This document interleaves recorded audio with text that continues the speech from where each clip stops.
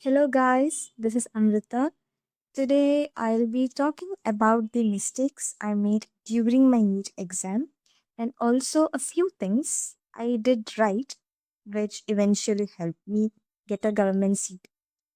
So, I really hope that this video helps you avoid these mistakes that I made and help you perform better on the exam day.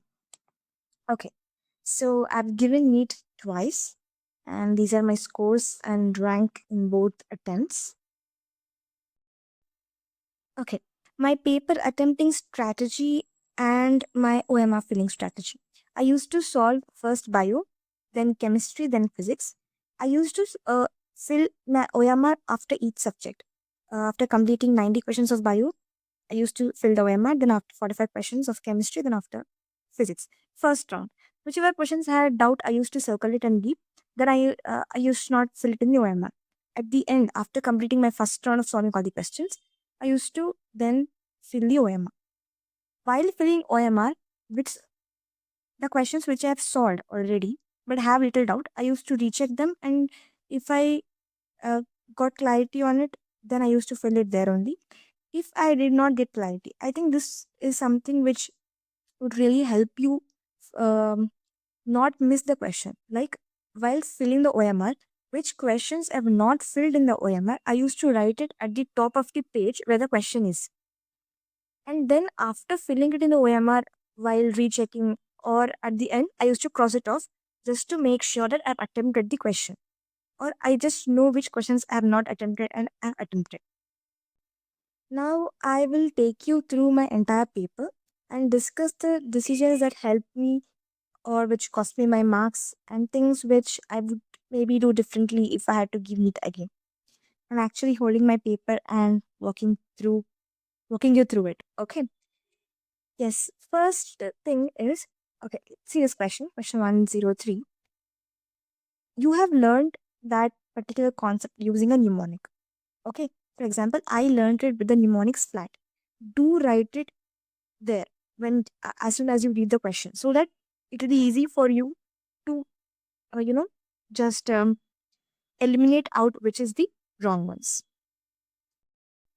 Next one. See this question 115. I had doubt in this question, like confusion till the very end. I guess this is the last second question I marked in the OMR before I give it back to the invigilator, and I still marked it wrong. Guys, do make sure you read the equations examples really properly because they cause you a lot of confusion in the exam. This is not my first time, but still I got it wrong. Okay. We match the type questions. Like as you can see, like an example question I've taken 117.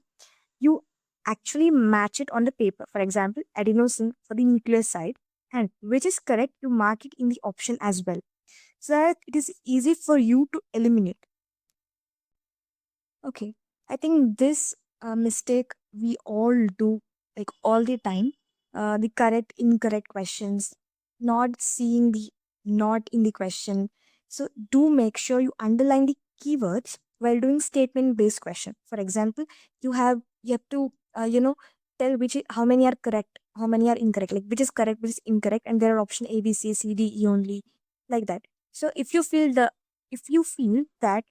the statement is incorrect, then you circle the word in the incorrect statement because of which the statement is becoming incorrect so that you know that why have you marked it incorrect.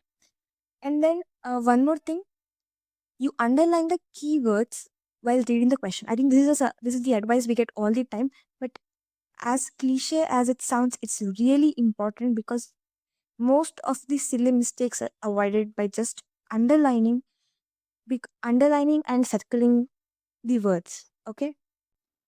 Okay. Now you see this question number 132. I had doubt in the reason. I knew that the assertion is correct. But you know, it's a very famous line from the NCRT, but still I had doubt in it because I had paid more attention to the famous line itself and not what is after it. So I had confusion that is the reason correct. But even though it is there in NCRT, I was not able to recognize whether it is correct or not. So I want you guys to know that you still have time, enough time to go over the NCRT, and while reading the chapter, I want you to read the lines properly, even which is after the famous lines, because the famous lines are the ones which we all will be knowing, and chances of getting it wrong are less. But in such questions, the things which are after it or before it will get confused in it. So I want you guys to read it properly. Okay.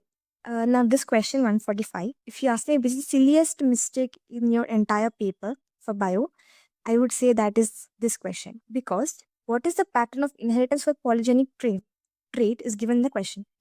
I told in my brain that it is non-Mendelian inheritance. Okay. But still I marked Mendelian inheritance.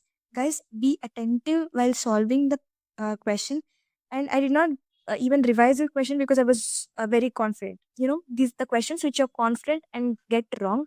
These are the ones which will make you really feel bad and guilty, because these are the questions which you had to get right. So I really feel bad for getting this question wrong, because I knew it is non-Mendelian inheritance, but while marking, I don't know why I marked Mendelian inheritance.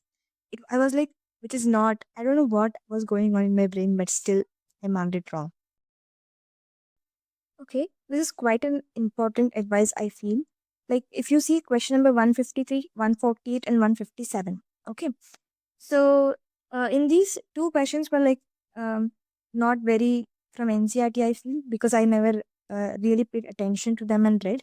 They are there in NCRT, but not in the main chapter. Okay, but if you see this question number 153, okay, this is also like not, it's not directly given anywhere, but I'm just taking this as an example, even though you might feel that this is simple. When you have questions like this and you want to take a risk and attempt a question, I would suggest attempting the questions like this of 153, because these are the questions in which you can put your brain and think and come to a conclusion, but not questions like 157, because here the question is father of ecology. You either know it or you don't know it. You cannot put your brain into something that, and you cannot analyze it or do something whatsoever, because it's just a one word answer, and it's either you know it or don't know it. But in questions like 153, you can do take a chance, because it's more about thinking and analyzing and then coming to a conclusion. So I would feel if you had a option to attempt question 153 or 157, you should go to 153. Okay, guys. By the time I completed bio, it was already 55 minutes and there were 12 questions left. Like, not all the questions were unattempted. There were also questions which I had doubted. And then I filled the OMR of the bio. Uh, while filling OMR, I made sure of some questions, the 12 questions, and marked them. At the end of 1 hour 20 minutes, after filling OMR, it was already 1 hour 20 minutes, and 5 questions were still left. And then I was really already tensed that bio usually, even though if it's lengthy paper, it was usually getting over within 50 minutes. So it was way over my limit. Maximum 1 hour, but 20 minutes also extra. So then I felt I have to pick up my speed. For chemistry and for physics, I will do another video because it is becoming lengthy. So I'll see you in